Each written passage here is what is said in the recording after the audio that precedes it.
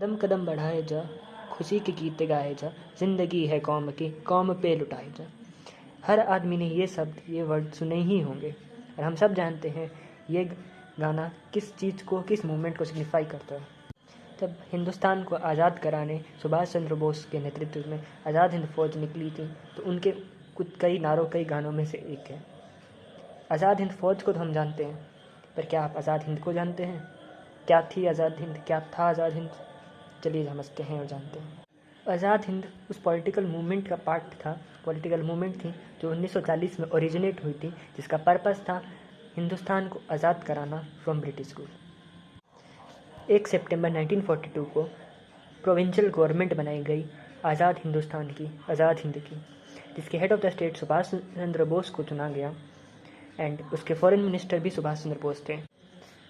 आज़ाद हिंद का हेडक्वार्टर्स उस वक्त आज के अंडमान एंड निकोबार में रखे गए, जहाँ पे उन्होंने अपना फर्स्ट गवर्नमेंट इस्टेब्लिश किया एंड आज़ाद हिंद की फ़ौज बनाई गई ताकि आगे जाके पूरे हिंदुस्तान को आज़ाद कराया जा सके। इस प्रोविंशियल गवर्नमेंट ने अपने कॉइन्स इशू किए, खुद के स्टैम्प्स जारी किए, खुद का एडमिनिस्ट्रेशन सेटअप किया और अपनी पुलिस भी बनाई। आज़ाद हिंद मूवमेंट के पहले लीडर रासबिहारी बोस थे, पर उन्होंने अपनी लीडरशिप पास ऑन की थी टू सुभाष चंद्र बोस इन 1942। इस गवर्नमेंट को इंडिया की लेजिटिमेट गवर्नमेंट बोल के रिकॉग्नाइज किया गया by Japan, Germany, Italy, Croatia, Burma, Manchukuo and Philippines. इस गवर्नमेंट में head of state Subhas Chandra Bose थे। Women development minister captain Lakshmi Sahgal, S A. Iyer broadcasting minister and colonel A C. Chatterjee इस गवर्नमेंट के फाइनेंस मिनिस्टर बने। जिस रात सुभाष चंद्र बोस ने आज़ाद हिंद गवर्नमेंट के एग्जिस्टेंस का अनाउंसमेंट की थी, उसी रात इस नए देश ने ब्रिटेन के अगेंस्ट वॉर का ऐलान किया था। As a first legitimate government, Subhas Chandra Bose ने इंडिया को आज़ाद हिंद की गवर्नमेंट को रिप्रेजेंट करते हुए ग्रेटर ईस्ट एशिया कॉन्फ्रेंस में एज एन ऑब्जर्वर पार्टिसिपेट किया। But not everything was well and good. Even though Indian provincial government जो बनाई गई थी आज़ाद हिंद की, उसे कुछ लिमिटेड एडमिनिस्ट्रेशन कंट्रोल दिया गया था अंडमान एंड निकोबार के ऊपर, but majority of the control, policing and taxation Japan ने अपने हाथ में रखा था। उस वक्त सुभाष चंद्र बोस ने अपना 100% फोकस आज़ाद हिंद की फ़ौज को तैयार करने में और प्रिपेयर करने में और आर्म करने में किया था, and on his plan to attack British East India and liberate India from the clutches of the British empire. Because Subhash Chandra Bose totally busy थे in the preparation for Azad Hind Fauj, तो आइलैंड्स की टोटल एडमिनिस्ट्रेशन जो भी थी प्रोविंशियल गवर्नमेंट के हाथ में, वो लेफ्टिनेंट कर्नल लॉन्गथन को दी गई थी। बट उनके पास बिकॉज लिमिटेड पावर्स थी एंड जापानीज़ आर्मी के पास में मेजर पावर्स थी, तो वो कई सारी चीज़ें करने में कैपेबल नहीं रहे। इसके पीछे कई सारे कारण थे। मोस्ट इम्पॉर्टेंट ऑफ इट कि जापान, उनकी सबसे बड़ी मिस्टेक उनके अंडर में ये थी कि वो एक मैसेकर नहीं रोक पाए, होम्फ्रीगंज मैसेकर, जिसमें 30 इंडियंस की जान गई।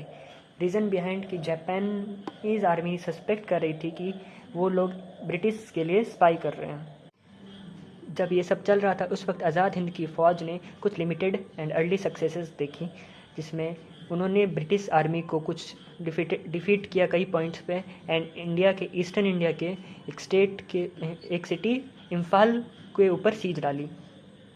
वहीं सुभाष चंद्र बोस ने दिल्ली चलो का नारा दिया, बट ये सीज सून इनफ अनसक्सेसफुल हो गई बिकॉज एयर सुपीरियरिटी जो ब्रिटेन के पास में थी, जिस ब्रिटिश की कंटिन्यूस बॉम्बिंग थ्रू प्लेन्स ने मोरल बहुत लो कर दिया था of Indian and Japanese armies का, एंड जापान के आर्मी ने विथड्रॉ कर लिया फ्रॉम देयर। यहाँ से आज़ाद हिंद फौज के पास एक हरक्यूलस टास्क बच गया, ऑन अलोन डिफेंड करना from the captured territories which way liberated, जो उन्होंने लिबरेट की थी फ्रॉम ब्रिटेन। रंगून को अलोन डिफेंड करने की रिस्पॉन्सिबिलिटी रहेगी। जापानीज़ के विथड्रॉल के बाद कैप्टन लॉन्गथन के ऊपर अलोन रिस्पॉन्सिबिलिटी थी कि वो रंगून को हैंडल करे, मेंटेन करे विद अ गैरिसन ऑफ 6000। यहाँ उन्होंने अपने इतना अच्छा काम किया कि अराउंड द पीरियड जिन 2 साल उनके पास में रंगून था, उन 2 ईयर में पुलिसिंग में एक भी डेकॉइट का केस नहीं हुआ। जब उन्हें प्रॉपर अथॉरिटी दी गई तो उन्होंने इतना अच्छा काम। इंडियन आर्मी, आज़ाद हिंद की Indian army and Japanese army को जब 2 बार हराया गया तो बोस को सजेस्ट किया गया, सुभाष चंद्र बोस को, कि वो रंगून छोड़ दें और ताकि कंटिन्यू कर सकें स्ट्रगल को। सून इनफ रंगून के ऊपर ब्रिटिश आर्मी ने अटैक किया एंड उसे कॉन्कर कर लिया। अंडमान एंड निकोबार में जहां हम प्रोविंशियल गवर्नमेंट फॉर्म हुई थी वो भी सून कोलैप्स कर गई when Japanese left and Japanese left and British forces soon arrived and उन्होंने रिकैप्चर कर लिया अंडमान एंड निकोबार को। आज़ाद हिंद फौज के सैनिकों को एंड आज़ाद हिंद गवर्नमेंट के लोगों को as prisoners of war British army ने कैप्चर कर लिया एंड उन्हें सून ट्रायल पे रखा गया फिर on the charges of treason against British Raj.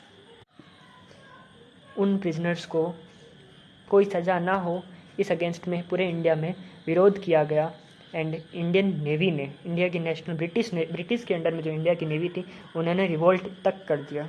As a result बहुत सारे आज़ाद हिंद फौज के और आज़ाद हिंद के लोगों को ब्रिटेन ने छोड़ दिया। सुभाष चंद्र बोस ने उसके बाद अपना स्ट्रगल कंटिन्यू रखा, वो तो हम सब आगे जानते ही हैं।